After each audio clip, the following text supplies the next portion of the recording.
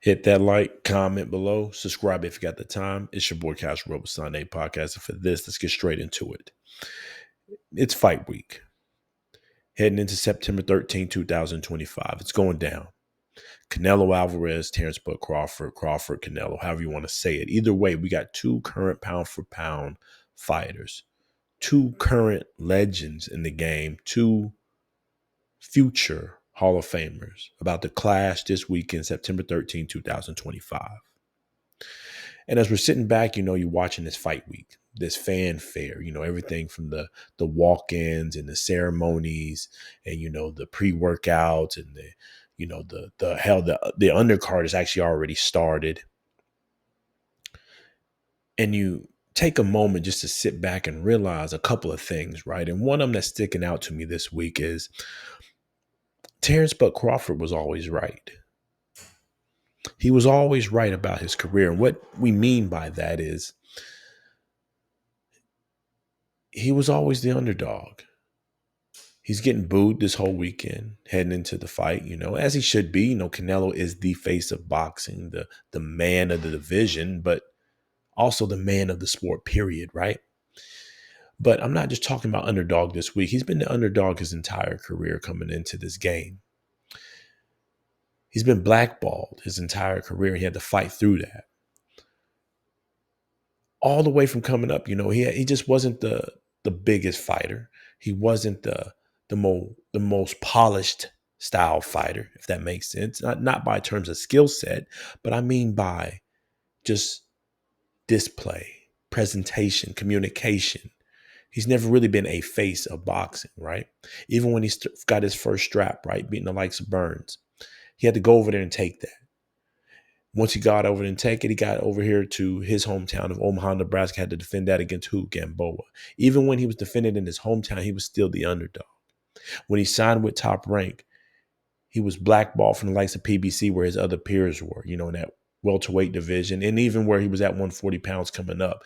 It wasn't the sexiest of runs being undisputed, but he beat who he had to beat, and he beat all the champions there and got undisputed. But when he got to 147, it became even clearer that he was blackballed from not even just the sport of boxing, but in particular in his class, in his peers, in his era. He was being blackballed from being great, mainly because of how he was, mainly because of how he presented himself, mainly because of he wasn't polished, well communicative.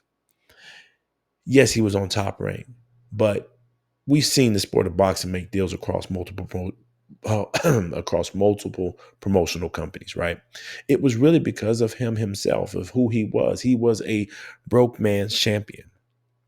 And I don't mean no disrespect by that, but he is what you call the poor man's champion, the broke man's champion, a true grinder. Not a lot of fanfare around him, not a lot of luxury, not a lot of jewelry around him. He's just a real down-to-earth gentleman, real rural type of fighter, blue collar, if you want to name it.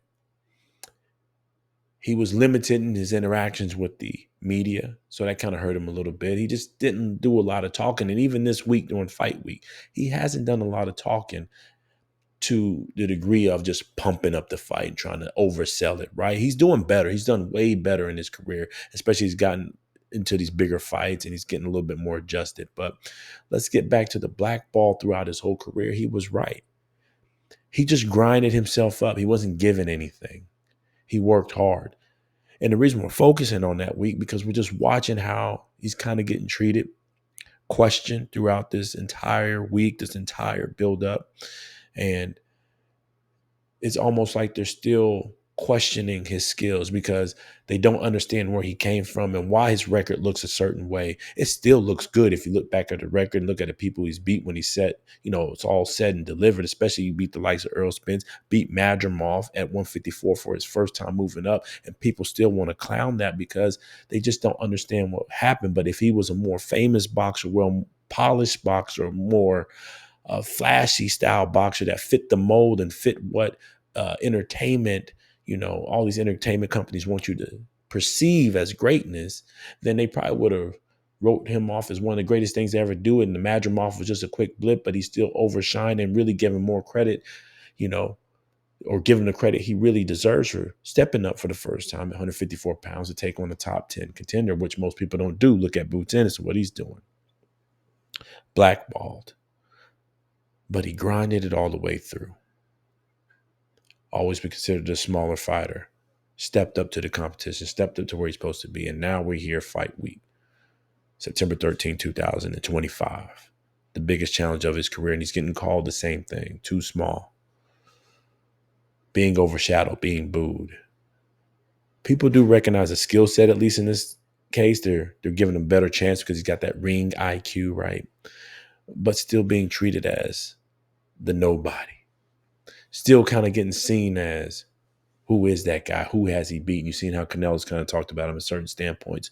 But one thing I will say about Canelo Alvarez, you've seen how he trained. You've seen who he called in for sparring.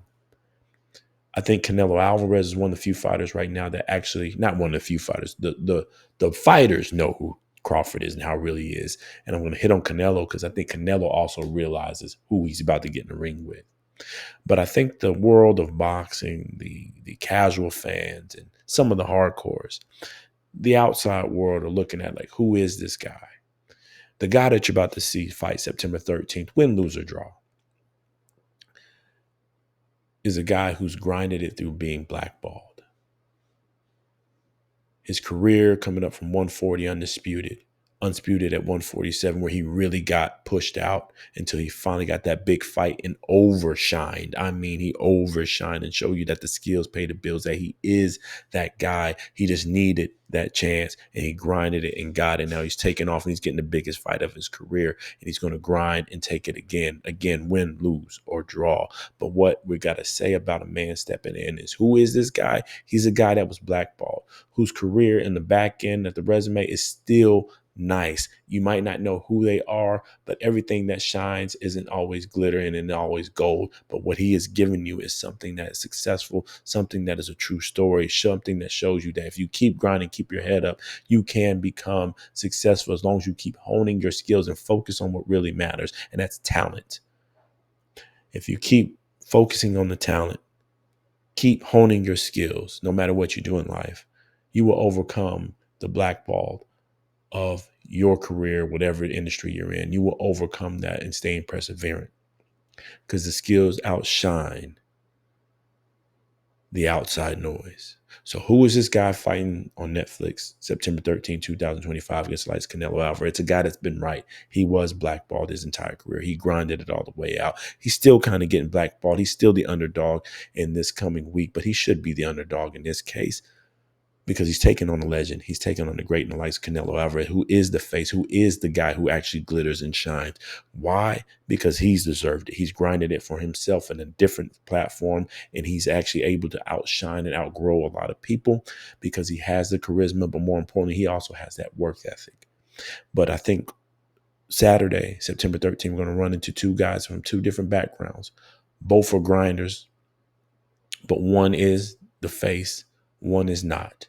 But more importantly, we're going to see two guys who grinded it out, worked hard, getting to where they at. But for the likes of Terence Crawford, salute to him, because I sit down and watch what he's been going through this entire week. It's nothing unfamiliar.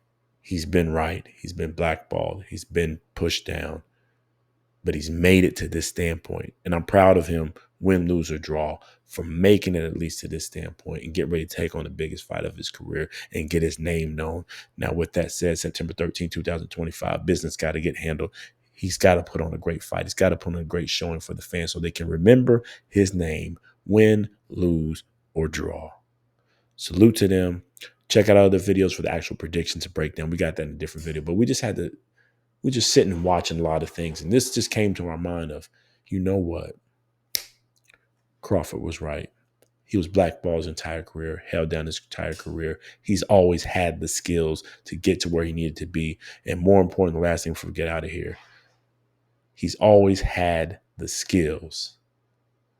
And his level of skills, the level of where he is at in his career, is why he deserves to be in this fight and challenge for 3 times undisputed, against one of the biggest faces of boxing that we have seen in the last few decades. Hit that like button. It's free. Comment below and subscribe if you got the time. It's your boy Kaz Road Sunday Podcast. To the next time. Peace.